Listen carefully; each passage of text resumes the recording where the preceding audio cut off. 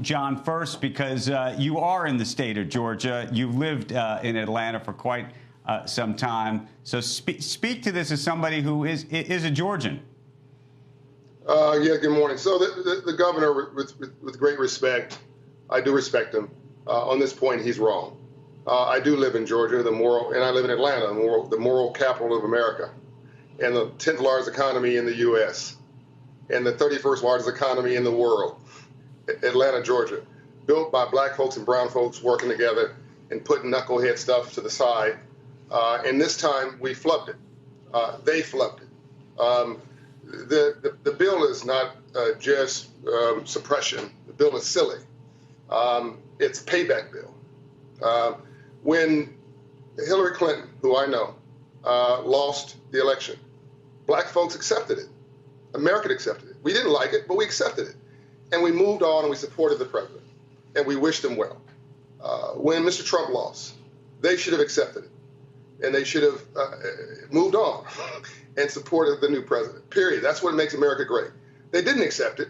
And somebody financed this ridiculous national effort now that rooted itself in Georgia, because it's all about money, to get payback on that election, because they couldn't imagine they lost. Well, they did lose. It could be just that the folks didn't like the candidate and they picked another one. There was no voter fraud. It's been proven by Republican and Democratic leaders, but most notably Republican judges. There was no fraud. Certainly none that would have turned anything close to a vote.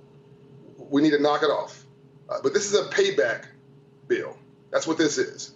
And I think that corporate leaders, first of all, the civil rights community corporate leaders have been here before, Andrew. The civil rights era, the South was integrated not because of mayors and governors. They were recalcitrant. They were backwards. It was because of the private sector.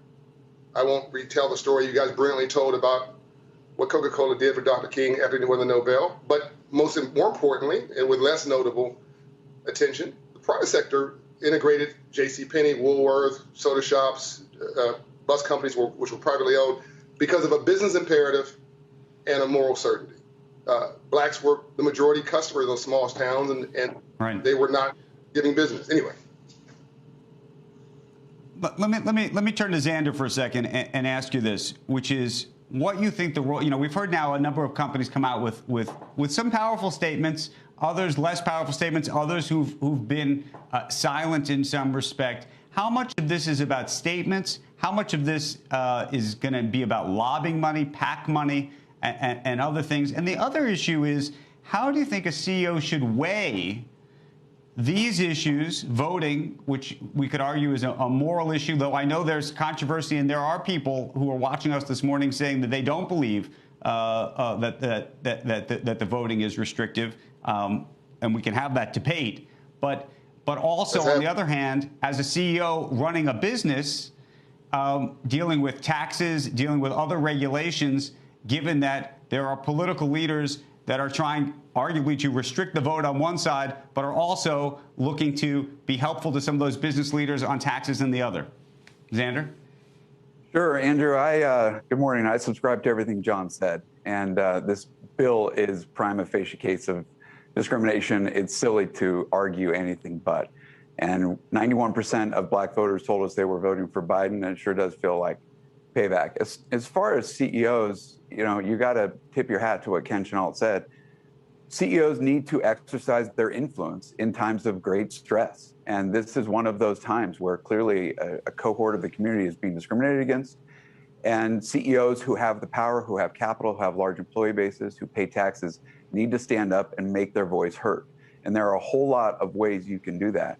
But when you have access to capital and you have products that matter in the community, you have a voice that can move. And you've done this better than anybody, Andrew, I thought, on the assault rifles bill. You really followed the money, and you looked at retailers and banks that were financing something that was clearly causing great harm to the community. And I think this is another one of those cases where we, as corporate leaders, first and foremost, we are accountable to our customers and to our employees and shareholders as well.